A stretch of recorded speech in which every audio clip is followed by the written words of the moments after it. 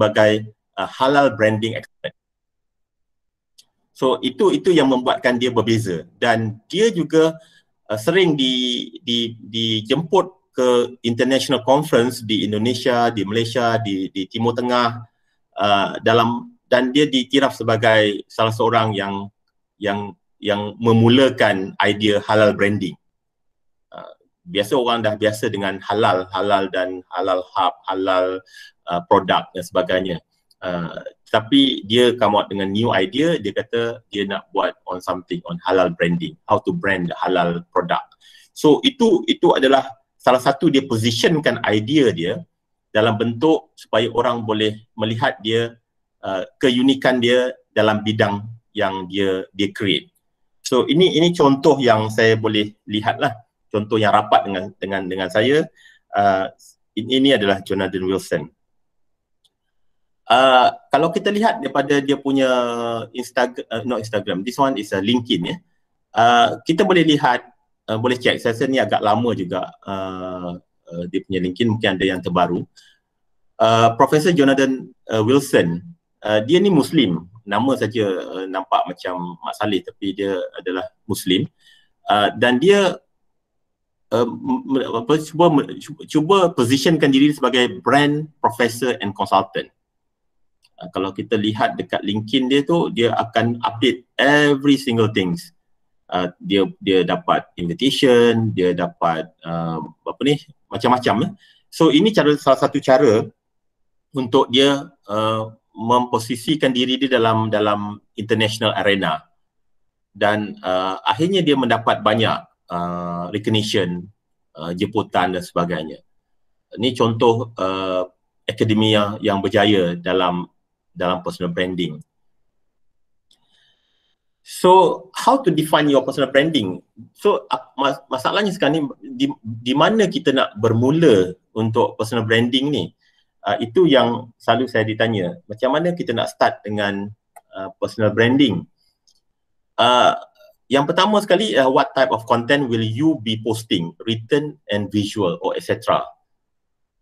Ada setengah pensyarah dia lebih suka membuat posting yang dalam bentuk politik di Instagram, di Facebook, tetapi dia bukan bidang sains politik contohnya. Saya nampak dekat situ dia ada masalah dari segi dalam position. Dia ni sebenarnya apa? Dia ni adalah pensyarah sains politik ataupun pensyarah dalam bidang tertentu, engineering contohnya. Jadi dekat situ konten tu juga akan represent ataupun reflect kepada brand orang itu. Dan ini salah satu perkara yang saya nampak selalu yang kita akan confuse. Sebenarnya pensyarah profesor ni dalam bidang apa sebenarnya? Sebab dia bercakap perkara-perkara yang lain daripada dia punya interest. So what are you value and how do you want to get them across? So kita nak positionkan diri ataupun lecturer ni, yang pertama ada dua perkara. Biasanya kita sebagai pensyarah ataupun academician, kita punya content ataupun kita punya substance adalah through research dan juga publication. Kebanyakannya publication. Orang akan kenal kita melalui kita punya publication. Sebab itu pensyarah tidak boleh lepas daripada tanggungjawab menulis, publish. Sebab without publication, kita tak ada produk. Bila kita tidak ada produk, kita tak boleh nak positionkan kita dalam bidang apa sebenarnya. So sebenarnya akademia ni dia hanya melihat kita akan positionkan kepada dua benda yang kita position. Research interest dan juga kita punya publication.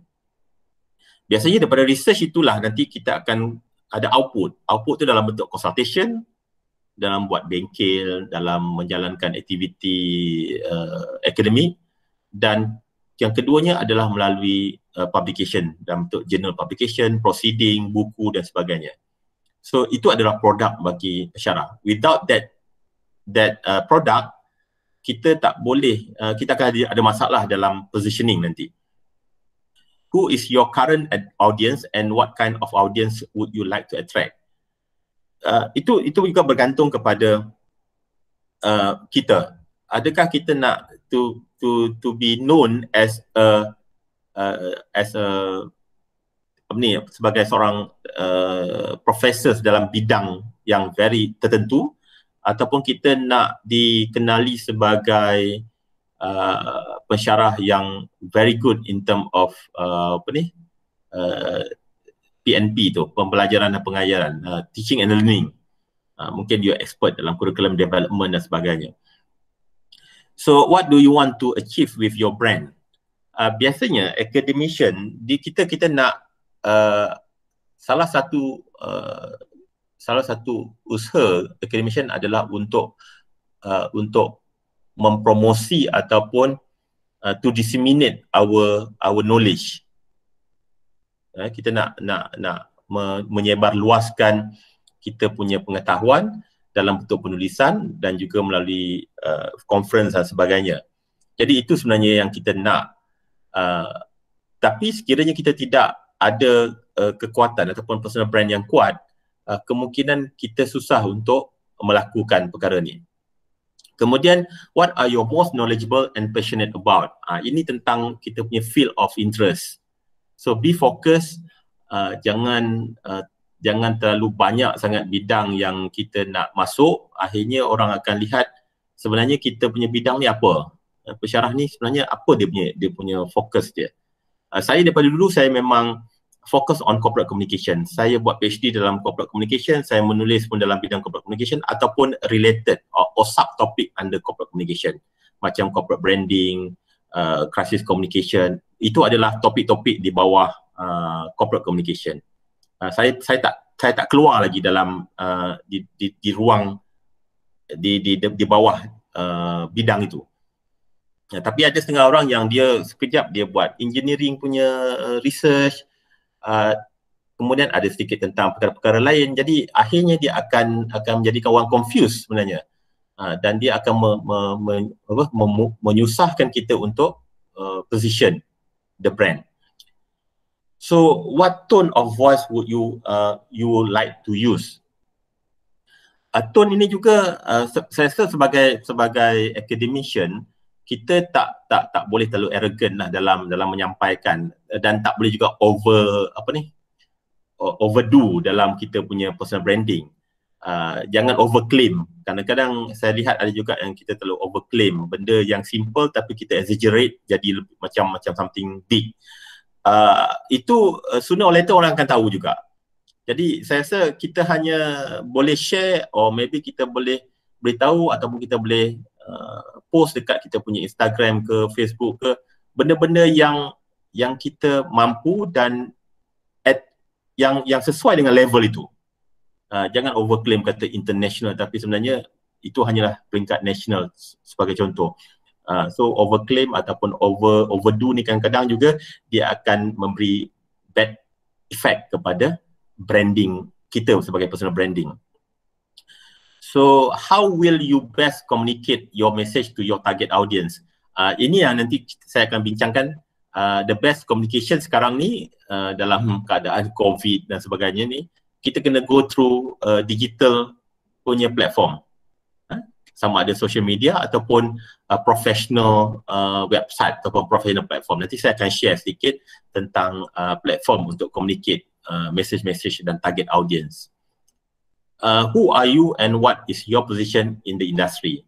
Bagi academician, kita hanya sebagai scholar, sarjana dalam bidang yang very focus, dan kita position kita sebagai expert dalam bidang-bidang yang kita minat. So yang ini adalah sebenarnya yang self promotion ni adalah discovering your archetype ni, dia lebih berbentuk bengkel, ada aktiviti bersama, tapi oleh kerana kita buat online ni, kita tak boleh nak buat aktiviti. Tapi sebenarnya kita ada satu aktiviti ataupun satu quiz tentang discovering your archetype. Kita nak lihat sebenarnya karakteristik kita sebagai individu ni di mana sebenarnya. Ini sebagai satu, nak lihat dia lebih kurang macam psikologi punya apa ni, punya test lah, tapi ni lebih kepada personal branding test. So dia ada beberapa soalan, saya rasa 23, 24 soalan. So daripada soalan ni nanti peserta akan tick which one the represent dia paling bagus dalam statement-statement ni, dan akhirnya kita akan dapat lihat sebenarnya kita ni siapa sebenarnya. Kita ni dalam kita ni sebenarnya adakah explorer ke, natural ke, dia akan diberikan kategori ya. So kategorinya seperti kita ni adakah innocent, loser or creator, ataupun kita adalah hero. Ini lebih kepada dalam bentuk game lah. Daripada game ni nanti kita akan lihat karakter-karakter yang kita ada, dan kita akan cuba untuk mapkan dengan kita punya karakteristik. Bila kita nak buat personal branding nanti ataupun kita nak buat digital footprint, apakah karakter-karakter yang kita kena associate dengan diri kita. Ini sebenarnya ini sebagai satu game sajalah, tapi dia juga boleh digunakan sebagai satu cara untuk create the personal brand. Okay, daripada itu nanti, daripada kita punya karakter itu, kita kita akan cadangkan color palette. Dia sebenarnya kalau personal brand ni dia akan cadangkan kepada kita dari segi font yang kita boleh gunakan untuk kita punya CV, kita punya website dan sebagainya, kerana karakter itulah yang menunjukkan diri kita sebenarnya. Kemudian color palette pun dia, kalau katalah lepas saja kita ambil quiz tu nanti, kita ni dalam kategori the lover, so colornya itu. Kalau everyman, colornya itu. Jadi color-color ini dia menggambarkan individual karakteristik yang boleh kita gunakan bila kita nak buat promotion, nak buat self promotion, bila kita nak buat kita punya CV, apabila kita nak letak dalam kita punya blog. So this color represent our individual karakteristik. Ini sebagai satu game sajalah, tapi sebenarnya boleh ikut dia punya saranan-saranan ni. So daripada tu, apakah yang kita boleh, how will this help my brand? Designing a personal branding strategy around an archetype will help you to define your message and communication strategy. It is a creative exercise that will help you explore your brand identity and make it stand out from the rest. Sebenarnya quiz tadi tu, archetype tu, dia akan memberikan kita beberapa brand identity yang kita boleh gunakan bila kita nak project ourselves dalam bentuk visual, dalam bentuk karakteristik. Ini designing personal branding lah, strategi yang boleh digunakan. Itu sebagai satu cadangan apabila kita nak come out dengan kita punya visual identity, personal visual identity dalam Instagram, dalam Facebook, dalam apa juga platform. Itu contoh yang kita boleh buat. Kemudian saya nak pergi kepada yang second part, iaitu digital footprint.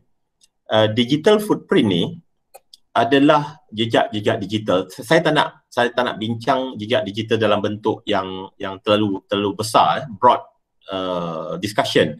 Tapi saya nak fokus kepada digital footprint dalam bentuk yang lebih fokus, yang boleh digunakan oleh academician.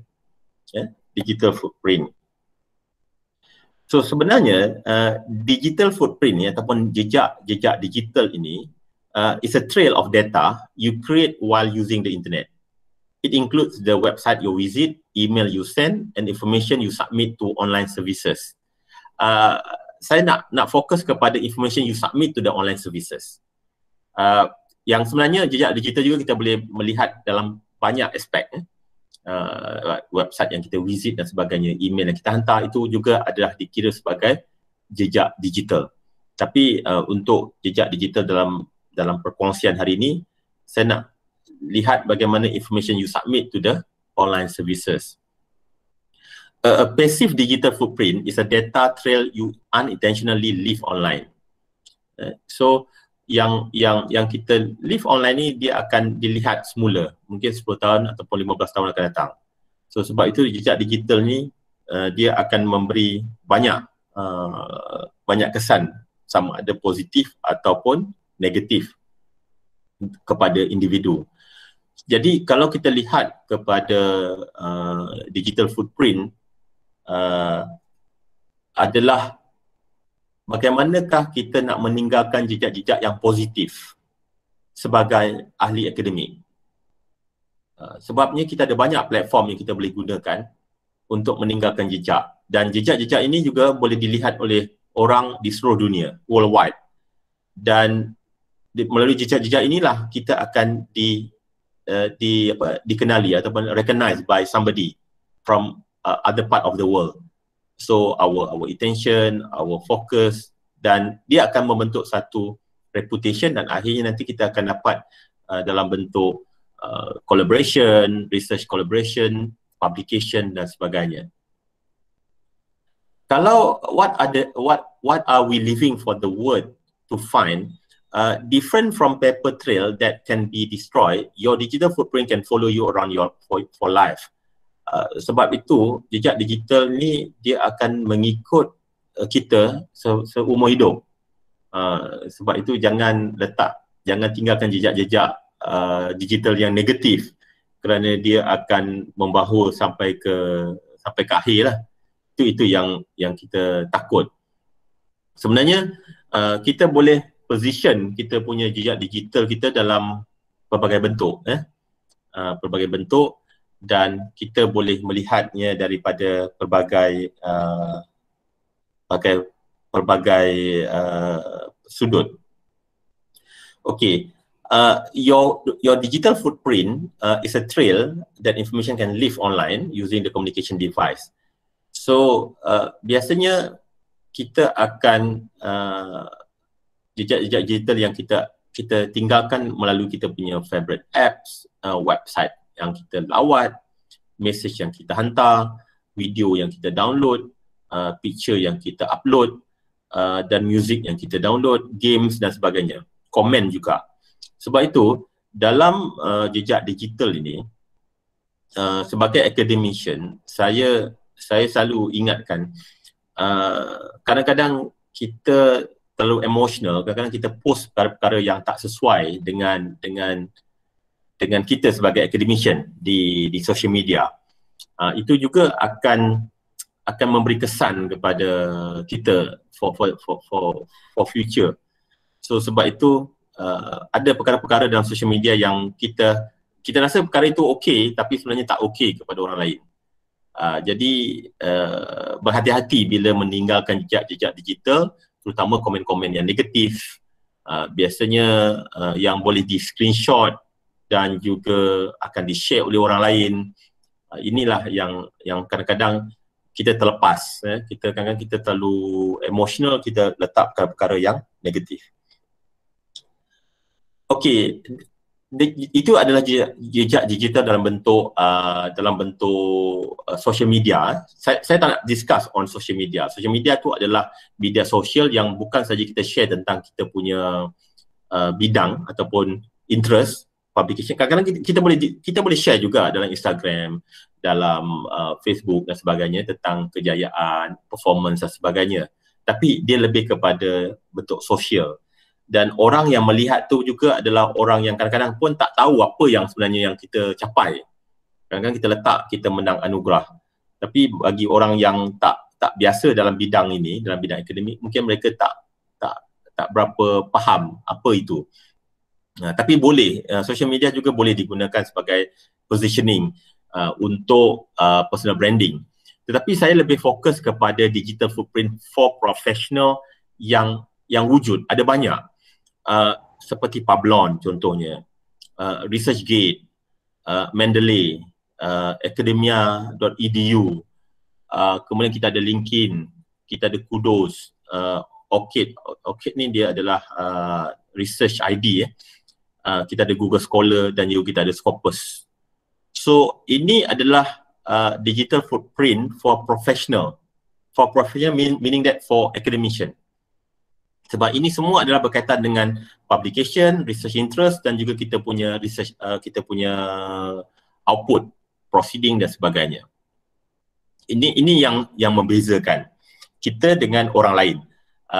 Sama ada kita mempunyai RG score yang tinggi compare dengan orang lain. So yang ini akan kita dapat comparative, kita dapat compare performance orang A dengan B melalui melalui website-website yang ada. Sebagai contohnya, so why the employer should care about the personal branding ataupun digital footprint dalam platform profesional seperti yang saya sebutkan tadi. Sebab strong personal branding add value to the corporate brand. Maknanya kalau kita mempunyai skor yang tinggi dalam skor, contohnya H index untuk Scopus kita 7, 8 sebagai contohnya, dia akan letakkan juga sekali dengan nama organisasi, universiti itu. Dan secara automatik juga universiti itu akan meningkat dari segi dia punya reputation dalam THE, higher education dan juga dalam QS ranking. So dia sebenarnya apa yang kita buat pensyarah ni, kalau kita penuhi KPI individu kita secara individu, akhirnya dia akan contribute kepada KPI school ataupun fakulti, dan akhirnya KPI itu juga akan contribute kepada university ranking, university punya reputation. Sebab itulah pentingnya peranan each of lecturer untuk capai KPI-KPI yang ada. Kerana akhirnya nanti personal brand yang di-create ataupun yang ada pada setiap individu dalam organisasi itu, dia akan menyumbang kepada corporate value, corporate brand, maknanya university brand itu nanti. Contohnya, sekiranya scholar itu ataupun profesor itu sering dijemput bercakap tentang bidang tertentu, dia selalu menjadi pakar rujuk dalam bidang tertentu, dia akan dibawa juga, maknanya affiliationnya juga akan disebut.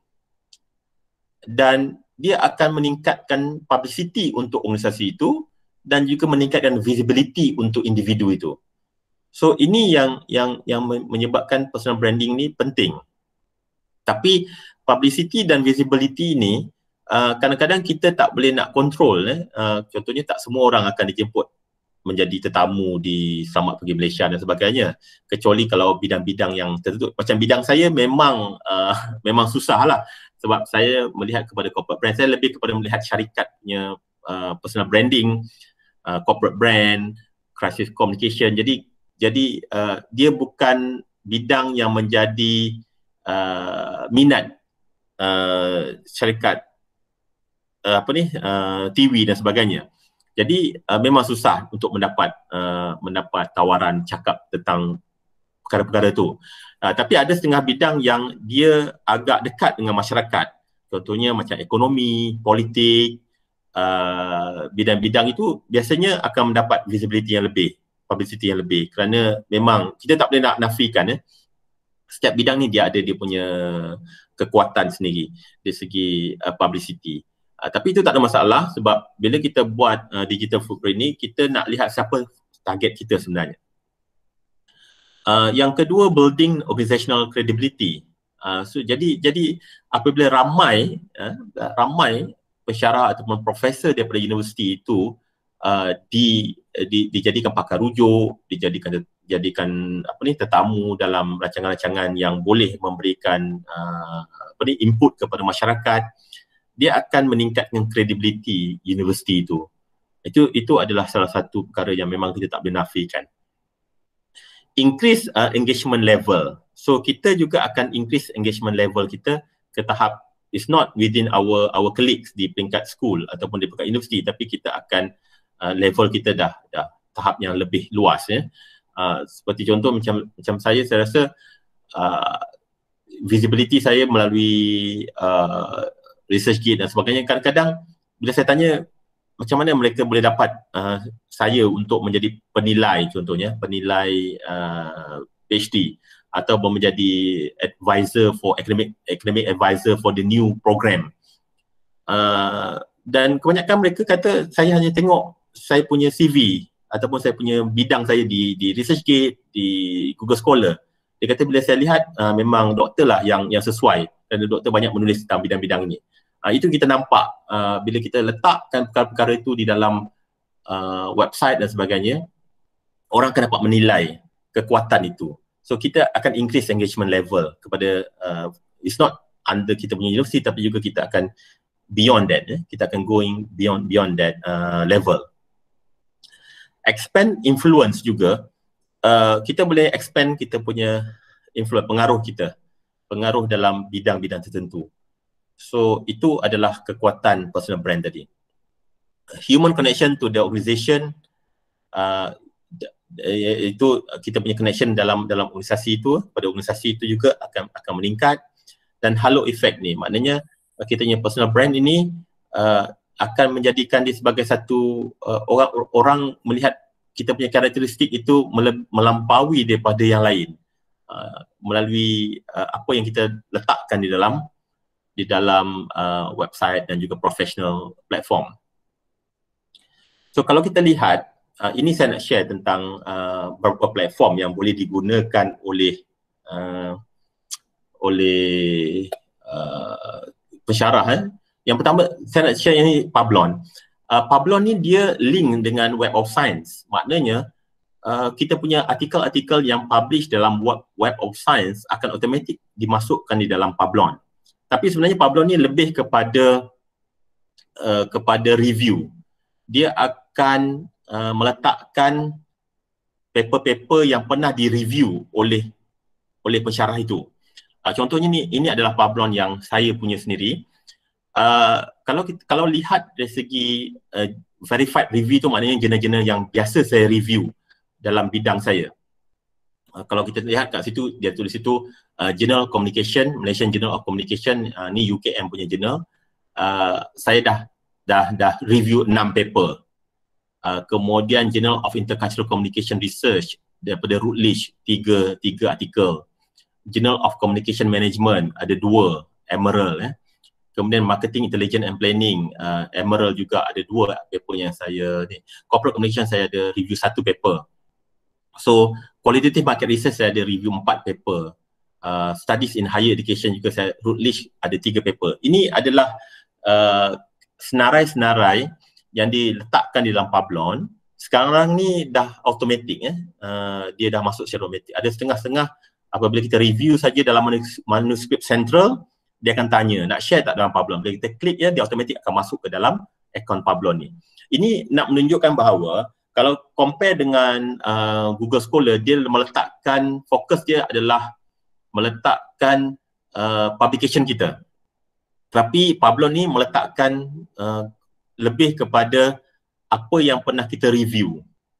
Ini juga penting untuk pensyarah supaya sebenarnya untuk di offer untuk review juga, kebanyakan jurnal-jurnal yang reputable jurnal yang besar, dia akan melihat kepada kita juga, melihat kepada hasil-hasil tulisan yang pernah kita tulis.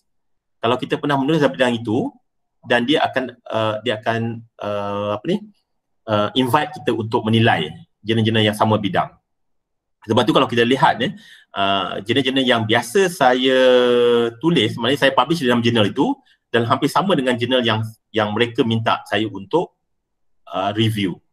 So itu reflect dan ada banyak lagi yang bila Publon ni kebanyakan publisher juga akan melihat kepada Publon, sebab Publon ni akan letakkan kita punya bidang dan juga kita punya interest.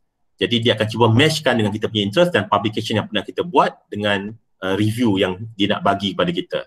So ini salah satu contoh lah. Dan kalau kita klik dekat publication ni, Publon akan automatic masukkan semua artikel-artikel yang diindeks oleh Web of Science. Maknanya Publon ni dia ada link direct dengan Web of Science. Sebab tu semua publication yang di bawah Web of Science macam Elsevier, proceeding yang diindeks oleh CPCI, yang diindeks oleh SSCI, semuanya akan di list di bawah under publication. Dan kita akan nampaklah berapa banyak artikel yang kita publish di bawah Web of Science. Okay, saya suka sikit, saya suka Pablo ni kerana dia link dengan Web of Science. Jadi kita tahu artikel itu memang diindeks oleh Web of Science kalau kita klik di bawah publication ni. Selain itu kita juga boleh tambah artikel-artikel lain. Okay, dan biasanya Pablo ni akan melihat kepada dia ada dia punya ranking juga. Kalau dalam ranking by university, berapa persen, dan contohnya kalau UUM dia kata lebih kurang 40% yang review paper. Kita ni dalam berapa? Dalam berapa percentage yang kita punya level. So sebab tu dia juga memberikan kita kredit lah di segi kita punya quality. Kalau macam UUM tu saya ranking yang ke-7, ke-8 macam itulah. Ada lagi orang yang banyak review paper yang lebih banyak lah. So itu satu benda yang kita kena register, dan saya harapkan semua pensyarah register di Publon dan letakkan kita punya interest. Kemungkinan ada publisher yang melihat interest kita sama dengan jurnal yang nak di-review, dia akan offer kita. Dia akan email dan kita akan dapat offer untuk review that paper. So akaun Publon ni satu benda yang agak baru juga. Kemudian ResearchGate, saya suka ResearchGate ini untuk ResearchGate ni dia rankingkan kita berdasarkan ArcGIS score.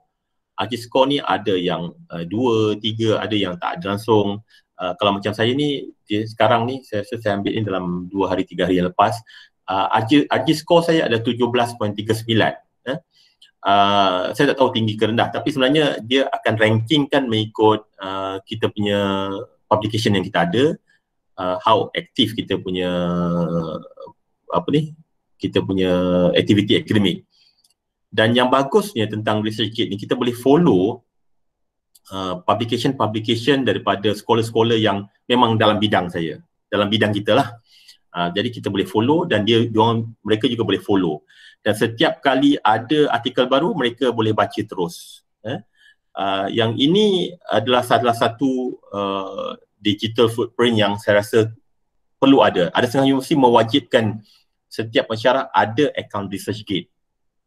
Sebab tujuannya adalah untuk disseminate the output from research dan sebagainya. Jadi kat sini dia ada detail. Setiap minggu dia akan bagi kita statistik berapa ramai yang baca. Kalau kita lihat ada 32,560 orang yang membaca artikel ni. Ada 53 orang yang recommend artikel saya untuk dibaca oleh orang lain. So ada banyak. Kemudian ada 212 citation daripada list of artikel yang di dalam ResearchGate. Dan dia akan bagi kita banyak kelebihan kat sini.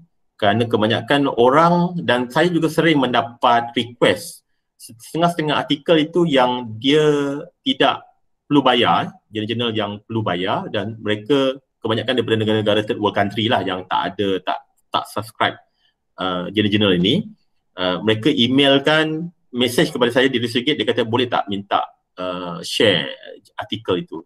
Kebiasaannya memang tak boleh share, tapi ada setengah-setengah tu saya share jugalah artikel-artikel yang sesuai, supaya kadang-kadang kesian juga kepada orang-orang yang memang tak ada untuk rujukan. So ini ada ResearchGate, dan saya rasa ResearchGate ni kena update, dan kadang-kadang juga ResearchGate juga dia akan update kita punya publication baru. Dia akan advise kita ada publication baru yang publish, dan dia minta kita add dalam sistem. So semua automatic ya. Kebanyakan ResearchGate ni dia akan detect secara automatik daripada sistem. So ini berkaitan dengan ResearchGate. Yang kedua, yang ketiga adalah Google Scholar.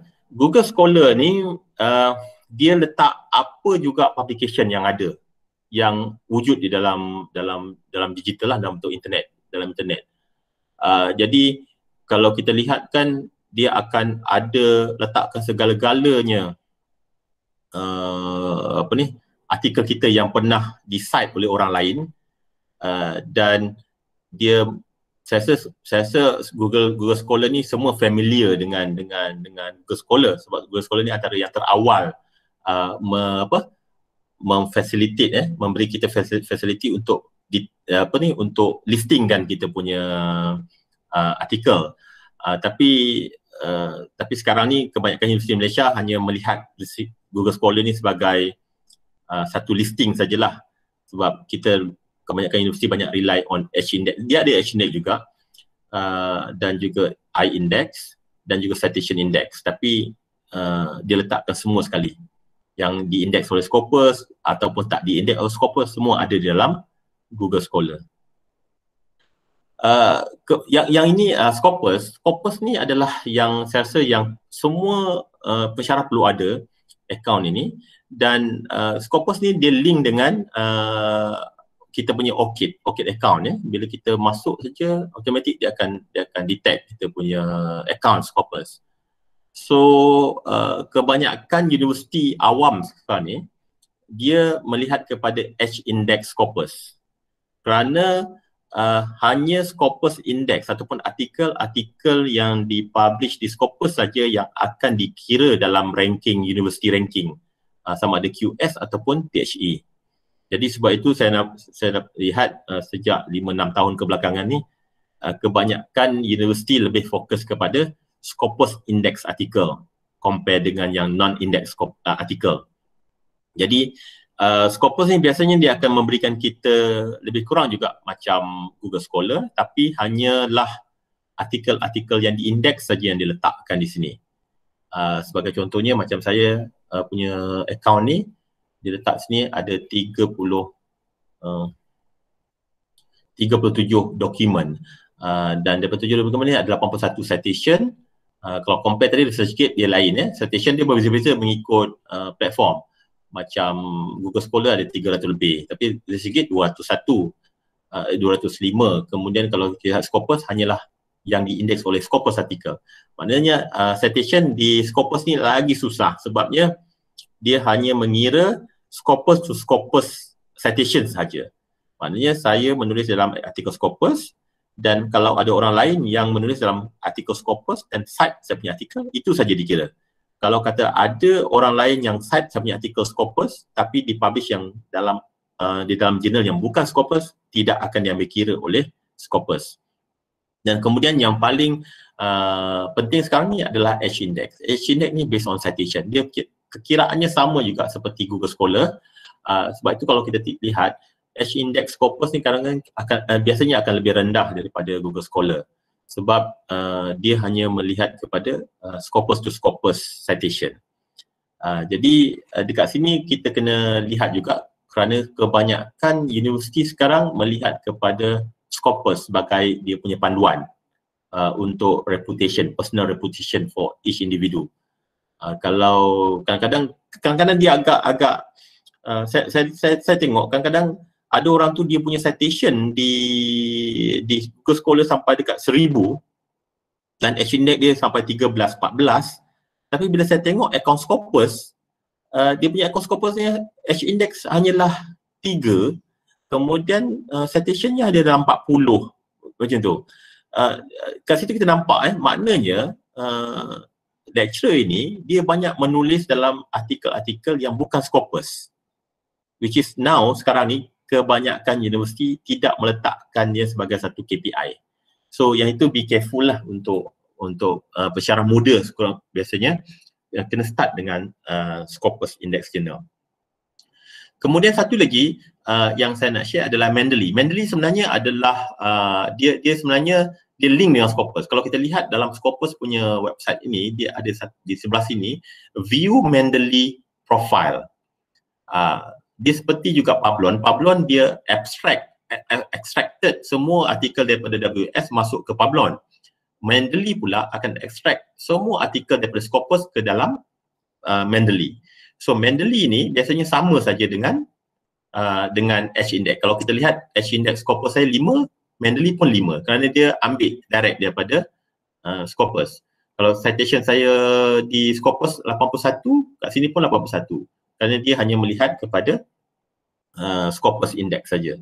Jadi yang ini adalah artikel-artikel yang di list. Cuma Mendeley ni agak menarik kerana dia menjadi kita boleh buat kita punya reference list dekat sini dan boleh klik terus dan boleh gunakan dalam penulisan.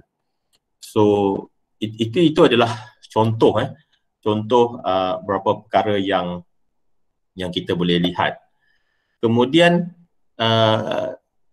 itulah time to start from your startup adalah bila kita nak start dengan ini semua adalah dengan sebagai academician, apa yang saya cakap awal tadi, dia start daripada produk. Apa produk sebagai akademik adalah publication, sebab semua professional platform untuk academician adalah berdasarkan publication. Dan juga cuma Pablon ada dia listkan review paper, berapa banyak kita review paper. Tapi semua semua platform professional for academician akan meletakkan publication sebagai indicators dalam bentuk H-index, dalam bentuk RG score, dalam bentuk I-index dan sebagainya. Dan Scopus adalah satu perkara yang baru, yang sekarang ni memang tak boleh nak elakkan, kerana kenapa universiti di Malaysia fokus kepada Scopus, kerana Scopus inilah yang akan contribute kepada universiti ranking di THE dan juga di QS ranking.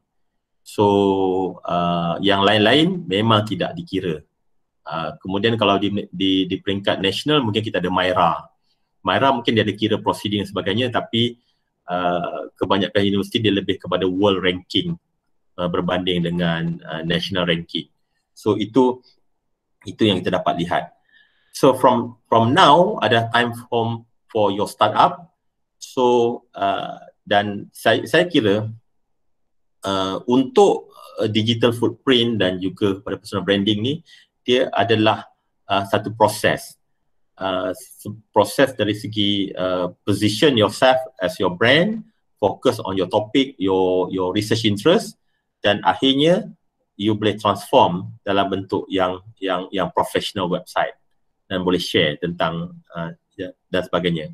Dan selain daripada itu juga, selain daripada ini, untuk digital footprint juga boleh juga pensyarah untuk create your own blog, cerita tentang you punya presentation dan sebagainya. Yang itu saya buat di Facebook saja. Maknanya saya buat satu untuk academic activity saja.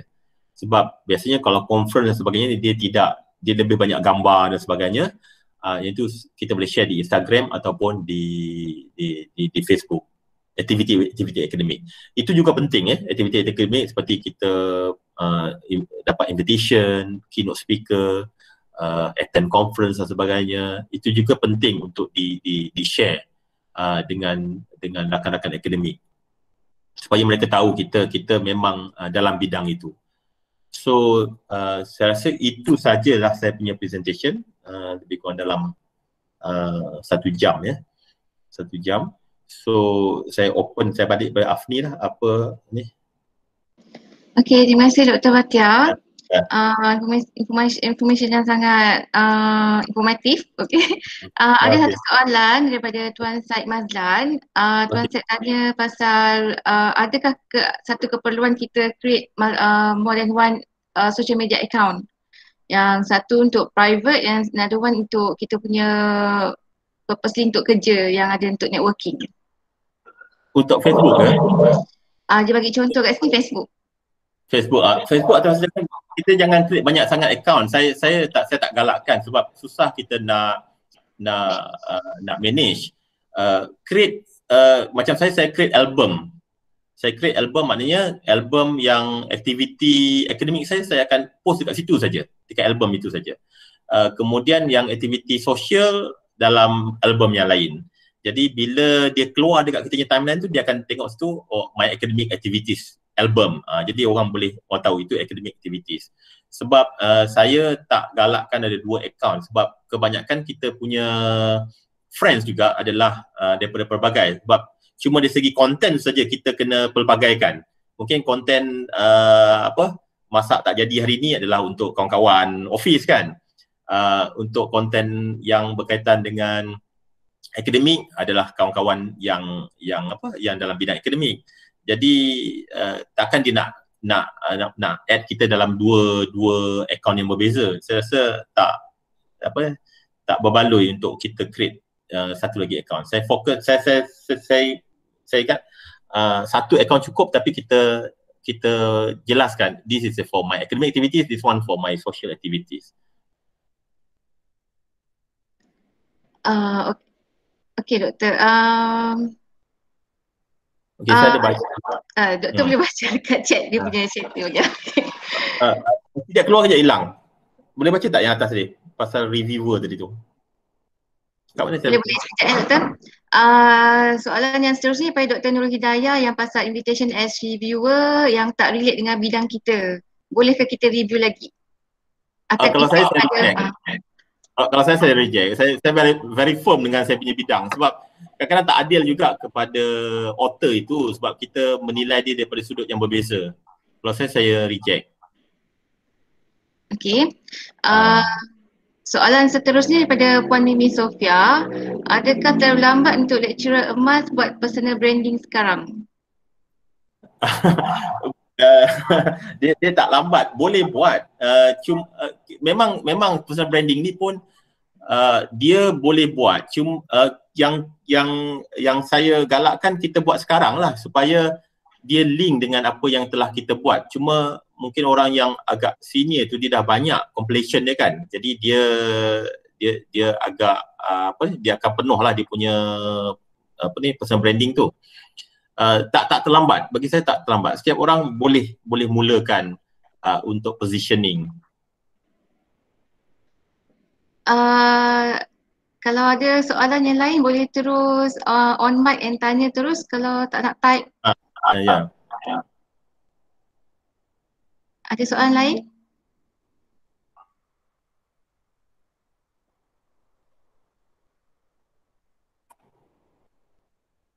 Ni ada nanti slide nanti saya share kemudian slide yang saya present tadi.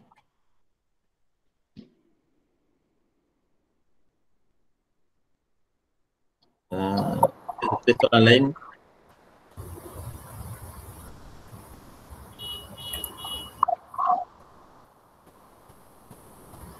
Oh, ada tanya berapa lama berapa lama tu saya mula aktif bila lepas saya punya PhD lah. Kebanyakan orang dia akan start lepas PhD lah biasanya. Saya habis PhD dalam tahun 2013. Sebenarnya 2012 dah habis lah, cuma submission tu 2013. Jadi saya bermula 2013 onward lah, lebih kurang 7 tahun. Tak lama. 7 tahun lah untuk buat all this thing. Tapi sebenarnya kalau kita fokus dengan bidang kita, insyaAllah dia akan ni. Cuma yang menyebabkan kita ni kadang-kadang saya lihat orang takut nak bagi kita satu benda bila kita terlalu banyak sangat sampai dia tak tahu kita punya fokus apa. Social media pun kita buat, contohnya macam komunikasi saya ada tengok beberapa orang bila kita lihat dia punya Google Scholar dan sebagainya, semua dia buat. Mass media pun dia buat, journalism pun dia buat, corporate com pun dia buat, PR pun dia buat. Sedangkan setiap benda bidang itu dia agak spesifik. Jadi kalau kita claim kita serba tahu, orang pun takut nak panggil, sebab biasanya untuk review, contohnya untuk reviewer, of course dia akan tengok kita punya past publication yang pernah kita publish. Based on itulah dia akan buat keputusan, oh kita ni sesuai untuk review this paper. Macam tu juga kalau nak dapat invitation untuk keynote speaker contohnya. Keynote speaker biasanya sebab tu saya tak pergi conference multidisciplinary. Memang saya tak akan pergi. Sebab saya akan pergi kepada bidang-bidang yang saya punya bidang saja. That conference belong to my field. Itu dulu masa saya belajar PhD tu, Prof. Syafina pun kenal saya punya profesor, saya punya advisor saya. Dia cukup marah kalau saya pergi yang bukan bidang saya. Dia kata stop going to that Jadi kita kena fokus. You kena fokus daripada awal bidang kita nak buat, dan kita dari segi publication, dari segi research, grant KPT ke grant apa ke semua in line with kita punya bidang. InsyaAllah dia akan datang kemudian. Bagi saya kebanyakan saya punya peluang-peluang dalam selepas itu, contohnya selepas tu ada kebanyakannya adalah kerana saya fokus itu saja. Saya advisor kepada ada 4 buah universiti untuk program komunikasi korporat. Bila saya tanya kenapa saya pilih saya, sebab ramai orang buat, dia kata saya saja yang very fokus dari segi bidang saya. Sebab orang lain tu macam-macam, jadi dia orang pun tak tahu betul ke komunikasi korporat ataupun dalam bidang-bidang lain. Jadi itu yang menentukan ya. Saya rasa be fokus tu penting lah, dia punya key point dia. Okey doktor, ada soalan daripada Dr. Abdul Rauf. Soalannya, berapa kerap kita perlu update dekat FB untuk visibility? Oh, berapa kerap tu setiap kali ada aktiviti lah. Kalau saya setiap kali ada aktiviti saya akan upload. Tapi kalau tak ada aktiviti tu sepanjang PKP ni memang tak ada aktiviti lah. Saya upload perkara-perkara yang berkaitan dengan yang lain-lain lah, macam buku baru dan sebagainya saya upload juga. Tapi kalau sebelum ni, sebelum PKP, biasanya saya akan upload every time saya ada buat program. Contohnya kalau saya dipanggil untuk keynote speaker dekat satu universiti, dan saya akan upload lah 2-3 gambar sajalah. Saya tak akan upload sampai 80 gambar. Just gambar-gambar penting saja. Kadang-kadang orang pun menyampah juga tengok gambar banyak sangat kan.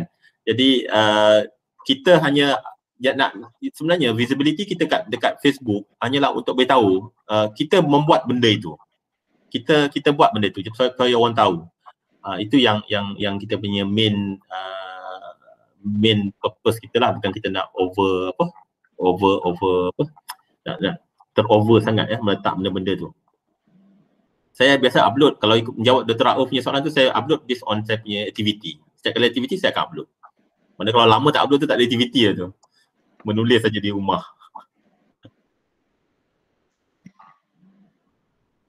Okay, doktor, soalan yang seterusnya daripada Dr. Siti Samsiar. Okey. Yang tu pasal akademia. Sebab tu saya tak bincangkan akademia sebab saya tak berapa prefer sangat akademia ni. Dia memang dia akan email kepada kita reminder, kata ada orang update site kita, memang saya akan dapat. Saya memang ada akaun akademia. Agak lama jugalah. Akaun akademia lebih lama daripada Researchgate. Dan saya tidak aktif di akademia. Saya nampak akademia ni kurang digunakan. Itu kalau saya nak menjawab lah. Tapi saya tak tahulah kalau ada setengah orang yang suka dengan akademia. Tapi saya personally saya tak berapa nampak akademia ni membantu sangatlah. Okey doktor, ni soalan yang peserta mesej pada Prof Syafina. Soalannya, UiTM teaching load tinggi, apa nasihat doktor untuk pensyarah UiTM dalam research and publication? Yang itu, itulah saya pun rasa simpati juga lah dengan UiTM. Kalau kami di UM ni, kami hanya mengajar 2 paper saja, maknanya 6 jam seminggu. Dan kalau kata tak ada, kalau siapa yang lecturer di UM tu kata tak ada masa nak menulis dan buat research tu, memang agak tak patut lah. Tapi kalau UiTM saya tahu ada sampai 18 jam dan sebagainya. Dia akan mengganggu tugas menulis. Cuma yang saya boleh cadangkan beginilah. Kena collaboration. Sebagai contoh, saya publish di Scopus Journal last year ada 12 artikel. 12 artikel Scopus, ada Q1, ada Q2, ada Q3, Q4 pun banyak. Tapi yang saya punya artikel sendiri saya boleh publish 2 saja. Yang saya first author lah. Yang lain tu semua saya collaborate dengan kawan-kawan saya di Indonesia, di Egypt, di Thailand. Sebab itulah sebenarnya untuk publication ni, contohnya publication yang dalam bentuk Scopus ni, yang co-author ni, sebenarnya kalau kita menulis bersama dengan scholar ataupun pensyarah dari luar negara, dia punya markah lagi tinggi. Sebab tu kalau kita lihat KPI, dia ada KPI mengatakan bahawa paper ni adakah collaboration dengan universiti luar, national university.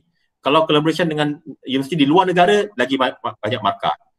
Dan juga dalam pengiraan ranking universiti,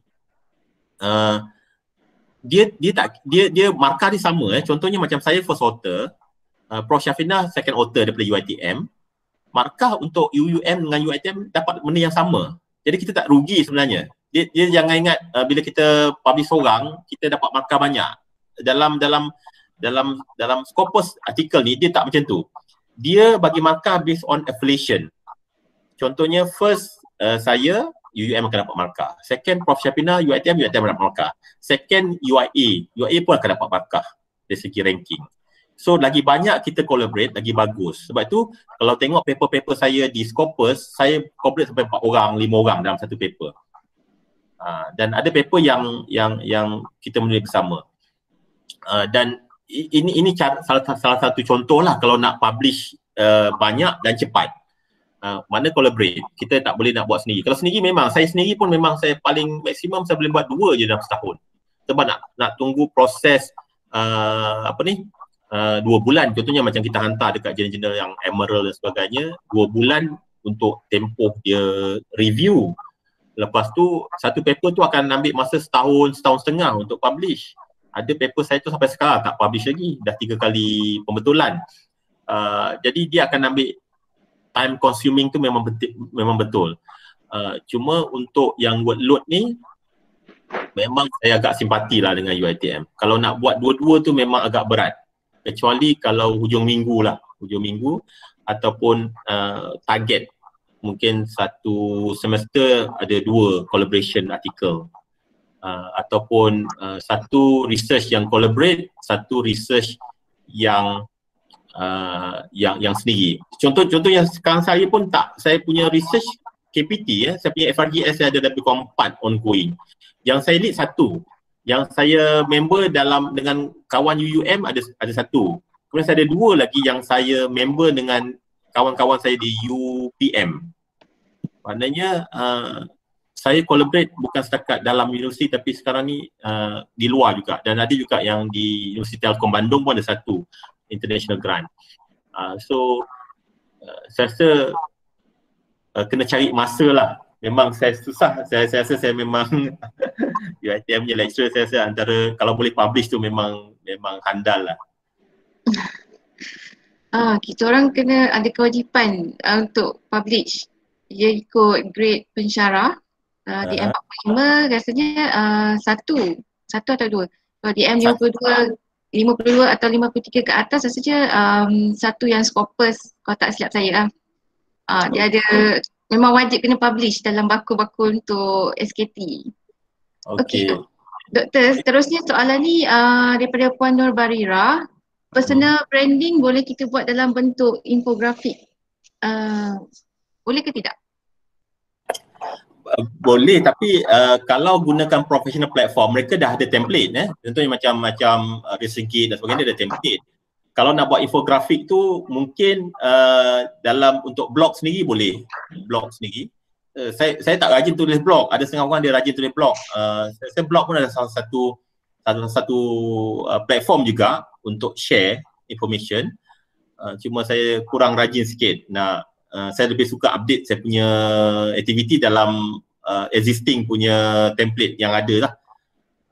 Dan boleh, infografik tu memang digalakkan. Tapi platformnya adalah berbeza lah. Platform social media boleh, Instagram boleh dan juga blog. Lagi mudah orang nak tengok. Blog tu satu keperluan ke doktor kita kena ada ke? Kalau untuk link ke, untuk tahu details atau sebab sekarang ni dah banyak kan website-website macam Expert, Prince yang dapat details information pasal lecturer. Ada keperluan ke kita create blog sendiri? Macam dulu perlu. Blog tu cuma yang saya katakan platform yang ada sekarang ni dia tak boleh nak letak apa yang kita nak letak sebab dia ada standard template. Contohnya macam aktiviti, conference, gambar-gambar tak boleh letak. Kecuali Facebook boleh dah letak. Ada setengah saya tengok blog tu dia letak kepada aktiviti dia. Contohnya dia buat bengkel, dia mengajar, dia letak dalam blog. Boleh, saya rasa siapa yang rajin boleh jadikan blog ni sebagai salah satu platform lah. Cuma dari segi orang nak tengok tak tengok tu itulah tak tahu siapa yang akan tengok. Dari segi dia punya visibility tu agak rendah lah compare dengan platform yang sedia ada. Okey doktor, soalan seterusnya, saya tak tahu peserta bengkel kali ni semua type, dia tak cakap. Daripada Puan Mas Izwan, visibility bagaimana nak menghadapi, nak handle persepsi negatif? Persepsi negatif, perspektif saya tak dapat clear sangat soalan ni. Perspektif negatif dari segi sudut apa sebenarnya tu? Dari segi maybe lah saya rasa saya pun tak sure soalan ni macam mana. Oh, Encik Mas Izwan. Maybe katakan paper yang tidak bagus ke, Encik Mas Izwan boleh on mic untuk tanya, untuk bagi penjelasan yang lebih ke? Encik Mas Izwan? ada.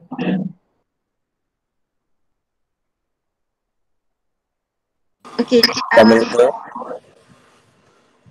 Assalamualaikum. Assalamualaikum. Okey doktor, maksud saya jika macam doktor kata tu pasal visibility dalam Facebook ke apa semua tu. Jadi saya beranggapan mungkin ada yang memberi sedikit persepsi negatif lah daripada segi kata-kata ataupun komen tu. So macam mana doktor handle the situation? Okey, negatif dari segi posting yang kita buat lah. Ya, betul. Sebab itu saya daripada awal saya kata kalau nak buat posting tu kita kadang-kadang kita jangan overdo satu, dan satu lagi jangan overclaim lah. Tapi kalau katalah kita post benda-benda yang sensitif, kemungkinan akan dapat feedback yang negatif jugalah. Itu yang saya nampak.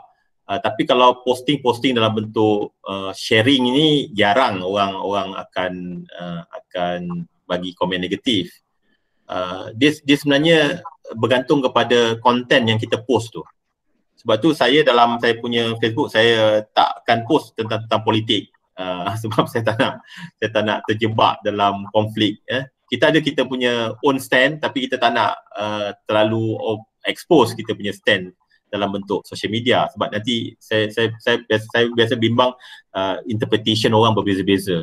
Tapi kalau posting benda-benda yang positif, contohnya macam kita menang anugerah contohnya, ataupun menang anugerah inovasi contohnya, saya rasa benda-benda tu boleh diletakkan, dan saya rasa tak akan jaranglah akan terima komen negatif. So dia back to the content of posting tu juga. Okey doktor, seterusnya daripada Puan Syarina, jurnal artikel luar negara jika collaborate dengan ramai author, maksudnya artikel tersebut bagus atau tidak? Ya betul, kalau dia lebih bagus sebab dia ada level yang berbeza, international collaboration. Sebab tu dalam artikel kan dia ada KPI, ada international collaboration, national collaboration dan industry collaboration. Ada 3 tu. Sebab tu kalau dalam jurnal-jurnal saya pastikan salah satu daripada 3 tu saya ada. At least national collaboration. Sebab kalau semua author dia UiTM, contohnya UiTM semua, first author, third author, fourth author semua UiTM, dia punya weightage dia rendah, markah dia rendah. Tapi kalau ada daripada overseas satu, tak kira lah fourth author ke third author, tak ada masalah. Dia punya quality dia akan lebih tinggi dari segi ranking lah, dari segi markah untuk ranking. Memang perlu. Kalau saya memang saya letak dalam banyak publication saya akan memenuhi salah satu kriteria tu. Sama ada national collaboration, international collaboration ataupun industry collaboration.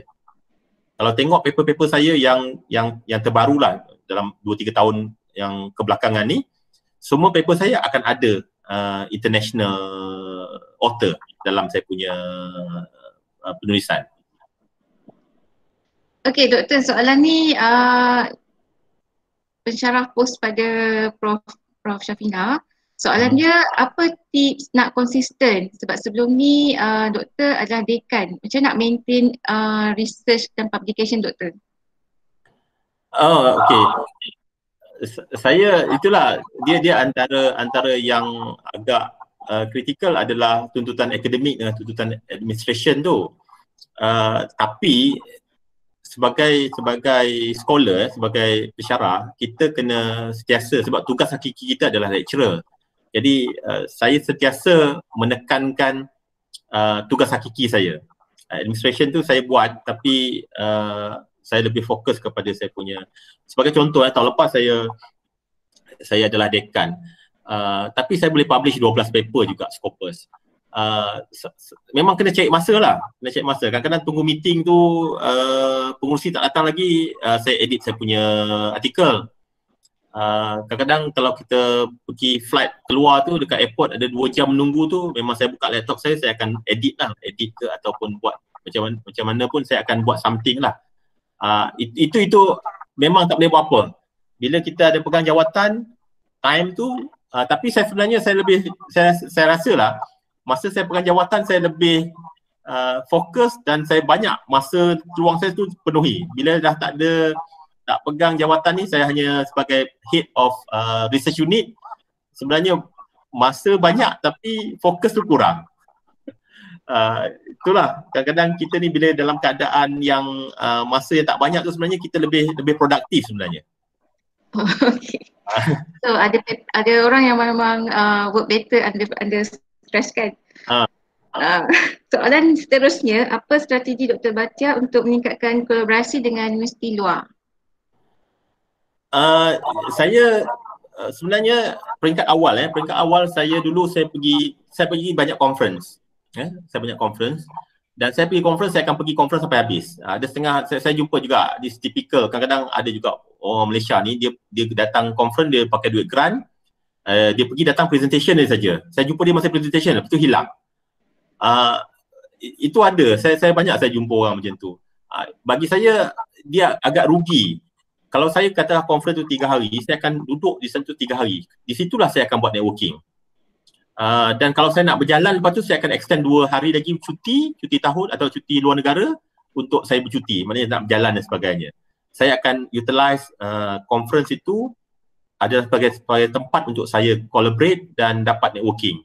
Memang banyak networking saya dapat through conference. Dan peringkat awal conference yang saya pergi, saya bayar. Memang saya bayar duit grant dan sebagainya. Tapi sejak 2 tahun kebelakangan ni, kebanyakan conference yang saya pergi yang saya dah disponsor. Maknanya apa yang saya invest dulu tu, sekarang ni saya tak bayar dah. Kalau macam Indonesia, Thailand, Vietnam yang dekat-dekat ni, biasanya dia akan bayar semua sekali. Kapal terbang, hotel. Kalau di Thailand tu, dia setiap bagi kita duit lagi. Duit honorarium lagi. So sebenarnya through conference lah yang boleh dapat ramai kawan. Sebab tu saya kata nak pergi conference ni, kena pergi conference yang bukan multidisciplinary. Pergi conference yang betul-betul bidang kita. Kalau katalah marketing, pergi Asian Marketing Conference ke, kalau di UK kita ada Academy of Marketing, pergi yang itu. Jangan pergi conference yang multidisciplinary yang tak tahu siapa yang datang tu daripada pelbagai bidang, yang memang kita tak akan boleh buat collaboration. So saya rasa peringkat awal ni keluar, tapi time COVID ni memang tak boleh nak keluar lah. Okey, soalan seterusnya yang berkenaan dengan Puan Syarina tadi, yang numbers of author boleh ke lebih dari 10? 10 tu saya tak pernah buat lah, saya paling banyak pun 5. Tapi saya pernah jumpa paper yang lebih, ada banyak. Saya tak tahulah dia punya kriteria di peringkat universiti. Dia tu dah banyak. Solution ni.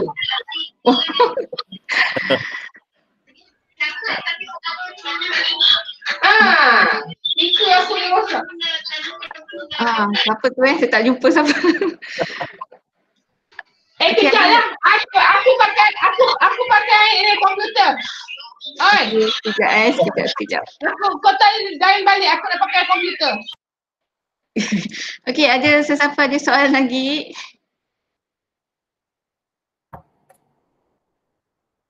Assalamualaikum. Assalamualaikum warahmatullahi wabarakatuh. Salam. Dr. Bhatia, saya ada dengar tadi pengalaman Dr. Bhatia sebagai dekan sebelum ni. Jadi perspektif saya berbalik kepada personal branding tadi. Tetapi kali ini saya nak melihat bagaimana Dr. Bhatia handle masa ketika dari sudut organizational punya branding. Sebab kalau kita lihat tadi dari sudut personal branding, tapi bagaimana dari sudut contohnya fakulti ataupun universiti itu sendiri, branding yang perlu dibawa sebagai ketua lah, okay, ataupun sebagai dekan lah sebelum ni. Boleh berkongsi sedikit? Okay, terima kasih. Terima kasih. Okey, terima kasih Dr. Rafdi. Saya tahun lepas saya dekan bukan dekan school jadi saya kepada dekan bangunan pelajar di bawah HCP. Jadi kita banyak kepada branding student brand tu, kita lebih banyak student development punya program. Jadi kita banyak, kalau tahun lepas banyak saya buat program-program international program. Kita pergi ke Thailand, kita pergi ke Cambodia, kita pergi ke Vietnam untuk aktiviti macam-macam. Sebenarnya kalau di peringkat fakulti dia yang menjadi dia sebenarnya simple saja. Brand untuk fakulti ni lebih kepada staff itu, academic staff itu. Kalau academic staff tu dia publish, ada research grant, dia terlibat dalam aktiviti akademik yang sesuai dengan dia punya KPI, saya rasa automatik dia akan membawa brand school itu. Di samping school punya inisiatif lah, collaboration dengan international, ada MOU dengan international university, yang itu di peringkat level dekan saya rasa. Yang itu pun saya biasa buat dulu. Maknanya saya collaborate dengan universiti luar dan saya juga terlibat dalam research grant, matching grant dengan universiti lain yang kita dapat. Tapi yang itu kita boleh buat. Yang saya selalu yang kita menjadi masalah di peringkat fakulti, nak push kawan-kawan kita untuk capai KPI individu dia. Nak capai KPI individu, bukan capai ni. Dia sebenarnya bila dia capai KPI individu dia, automatik dia akan mencapai KPI school ataupun fakulti. Nak force, nak motivate dia untuk capai, itu akan menjadi satu masalah lah. Dan kebanyakan mereka pun kawan-kawan. Kawan-kawan dan memang mencabar. Jadi kalau saya dulu saya buat bengkel lah, macam saya sekarang ni saya lead research unit. Kita lead lah macam COVID-19 yang baru ni, grant KPT kita hantar, kemudian kita minta grant-grant, kita buat proposal awal. Maknanya bila saja ada grant baru buka, kita dah ada ready proposal yang kita boleh submit. Macam dulu kita tunggu buka grant baru kita nak buat. Sekarang ni kita proaktif, kita buat dulu. Yang mana sesuai kita submit. Dia itulah saya kata, dia ada dua komponen tu lah. Kalau setiap ahli pensyarah tu dia capai KPI individu, dia pun dah cukup. Dia akan menaikkan reputasi fakulti. Yang kedua adalah peranan dekan lah. Mana dekan nak kena cari collaboration dari segi research grant, dari segi MOU dengan universiti luar. Itu antara yang perlu dibuat lah. Saya rasa memang memang mencabar lah dalam keadaan sekarang ni. Okey. Terima kasih Dr. Bhatia atas perkongsian. Okey, Assalamualaikum. Assalamualaikum. Okey, ada soalan lain? Kalau tak ada, ni ada satu lagi soalan. Boleh tak Doktor share tips macam mana untuk dapatkan grant? Okey, grant. Grant, saya punya grant kebanyakannya saya banyak national grant lah. Saya tak pernah ambil grant di peringkat universiti. Dan sebenarnya dia ada teknik lah. Teknik. Dan so far ni saya grant-grant yang saya dapat dan grant-grant yang saya co-author, co-researcher, saya biasanya akan buat secara detail. Dia sebenarnya bila kita submit research grant di peringkat macam FRGS ke TRGS ke, dia nak lihat kepada value grant itu. Bukan value, dia punya bidang tu. Bidang yang kita nak letak. Yang kebanyakan kesilapan yang saya lihat, proposal itu tak clear. Proposal tu tak jelas. Sebagai contoh, saya biasa buat dengan kawan-kawan lain, saya co-researcher. Biasanya kalau saya jadi co-researcher, saya tengok dulu proposal sebelum hantar. Saya akan edit dulu. So far ni insyaAllah, alhamdulillah lah, dengan UPM 2 grant yang saya dapat baru ni, dua-dua tu memang saya finalize, saya yang touch up final dia sebelum kita submit, dua-dua dapat. Yang last year, this year saya hantar satu lagi, ada 2 lagi yang kita hantar juga, satu dengan UPM, satu dengan Curtin University. Dia sebenarnya dia berbalik pada proposal lah. So kalau nak macam mana menulis proposal tu, saya rasa itu kena ada teknik. So far ni saya punya teknik yang saya buat tu alhamdulillah lah memang dapat. Dari segi saya punya sebagai contoh yang 2019 saya hantar satu saya punya sendiri, satu saya jadi co-researcher, ada 4 saya hantar, cuma 1 je tak dapat, 3 dapat. This year, last year this year lah yang 2020, yang awal tahun ni saya hantar 1, saya dapat 1. So yang baru buka ni ada 4 yang kami hantar, yang tinggal tunggu keputusan lah untuk proses review. So dia lebih pada teknik penulisan proposal tu sebenarnya. Teknik dia kena clear in term of menulis tu. Itu kena bengkel lain kot. Bengkel penulisan. Kena invite untuk bengkel lain kena lain kot. Dia punya tips untuk dapatkan grant penulisan grant. Sebab dia kena ada fokus tu. Dia kadang-kadang dia kena fokus on SDG, kena fokus on IR 4.0. Saya memang follow. Saya akan baca dulu apa kriteria dia nak, saya akan cuba linkkan dengan apa yang tahun tu punya KPT punya fokus. Kita jangan hantar benda yang kita rasa, jangan hantar benda yang kita nak hantar. Kita kena sesuaikan dengan kehendak customer. Sebab customer kita adalah KPT. KPT dia nak benda ni. Tapi kita hantar benda lain, memang takkan dapat. Okey. Okey, ada soalan lain tak daripada peserta? Sementara tunggu siapa yang nak tanya soalan, mohon semua peserta isikan borang maklum balas. Saya dah bagi link dekat bahagian chat. Nanti saya emailkan slide selepas Dr. Bahtiar share dengan saya, dan juga kita punya bengkel ni yang saya record nanti saya sharekan sekali. Okay, ada persoalan? Tak ada. Prof Shah nak say something ke sebelum kita habiskan tutup bengkel kita?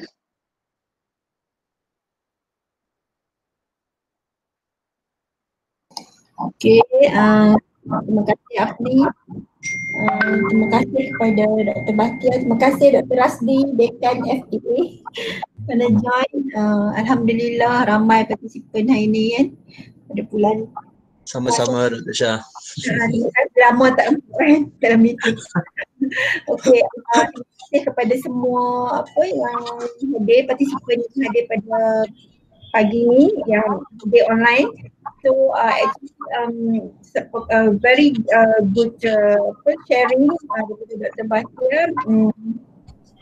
So saya harap lepas ni pensyarah semua akan adalah semua pablon, research dan sebagainya lah, Scopus macam tadi lah. Sebenarnya dia sama je macam di UiTM sekarang ni, memang itulah KPI kan, co-opter dengan industri international dengan national collaboration. So untuk makluman Dr. Bahtiar, sekarang ni kita baru je launch matching grant. Jadi kita perlukan international collaboration dan juga kita ada juga internal grant yang kita baru launch, yang grant tu akan untuk tahun 2020 yang akan tamat pada Oktober insyaAllah. So memang sangat penting lah footprint ni, jejak-jejak tu kan untuk kita mencari collaborator kan. So time lah for pesara semua kena aktif dengan pihak luar, sebab kita tak dapat menghadiri conference sekarang ni secara fizikal, so ada online conference, virtual conference, so still lagi kita cuba untuk dengan cara luar. So selain daripada tu saya juga ingin mengucapkan jutaan terima kasih kepada kerana Dr. Bahtiar menerima jemputan ni sekali lagi, sebab saya tahu jadual kan dan banyak kerja, so alhamdulillah sebab hikmah PKP ni, COVID ni dapat juga hadir walaupun secara virtual, dan hopefully ni bukan yang tak akhir lah. Sebab sebenarnya kalau personal branding ni dengan footprint ni dia lama kan, dia punya bengkel dia maksudnya dia ambil masa 2 hari biasanya. Tak, setengah hari saja sebab kita ada aktiviti, sama sekali aktiviti lah. Oh okey, tak apa. At least something untuk pensyarah UiTM, kita buat yang mana yang basic dulu, at least semua nanti register, yang mana tak ada lagi Publon, yang mana tak ada lagi ResearchGate, yang mana belum ada Scopus ID, yang mana belum ORCID belum ada dan sebagainya. So boleh start register, nanti dia akan appear. Kalau kita memang ada publication dalam Web of Science, dia akan appear nanti dekat Matrix, dekat Publons dan sebagainya. So saya rasa untuk tu saya rasa itu je lah daripada saya. Saya rasa visibility ni sangat penting sebab dia macam Dr. Bahtiar kata tadi, kita sebagai walaupun kita banyak teaching load kan, tapi publication ni is a must sekarang ni. Kalau kita tak ada publication, kita hanya berada di dalam UiTM sahaja. Maksudnya kita berada di dalam circle kita lah, UiTM Melaka kan. Maksudnya kan tidak ada collaboration dan sebagainya, tetapi it depend lah kepada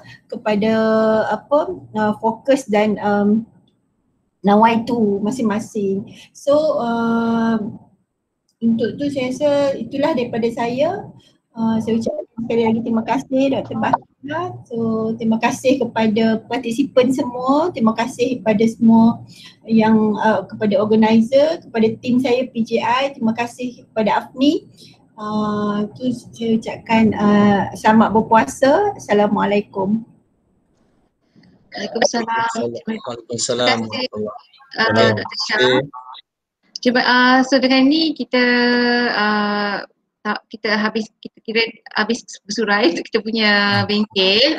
Terima kasih Profesor Madya Dr. Bahtiar Muhammad kerana sudi hadir. Nanti saya WhatsApp doktor untuk terima kasih kepada semua peserta kerana sudi mendengar sehingga habis, and tolong jawab soalan maklum balas untuk kita perbaiki bengkel seterusnya. Dengan ni saya ucapkan terima kasih, kita tutup lah. Okay, Assalamualaikum warahmatullahi wabarakatuh. Okay, terima kasih semua.